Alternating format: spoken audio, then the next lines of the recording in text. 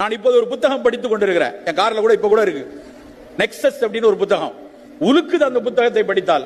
புத்தகம் வாசிக்கக்கூடிய நண்பர்கள், விருப்பமுள்ள நண்பர்கள் படிக்க வேண்டிய நூல் சேப்பியன்ஸ் என்று எழுதினார் யுவால் நுராரி அப்படிங்கிற ஒரு எழுதின புத்தகம். இப்ப அதனுடைய புது எடிஷன் நெக்ஸஸ் போன வருடம் தான் வந்திருக்கு.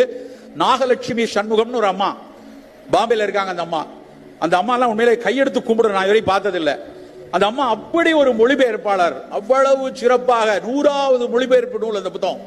நாகலட்சுமி சண்முகம் எழுதிய 100வது புத்தகம் நெக்ஸஸ். அவங்க மொழிபெயர்ப்பு யுவான் நுராரி.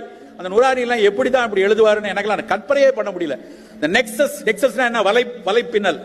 அந்த புத்தகத்தை படிச்சுட்டோம்னா முழுசா, நான் இது வரைக்கும் அது 600 பக்கம் இருக்கும்னு நினைக்கிறேன், 250 பக்கம் முடிச்சிருக்கேன்.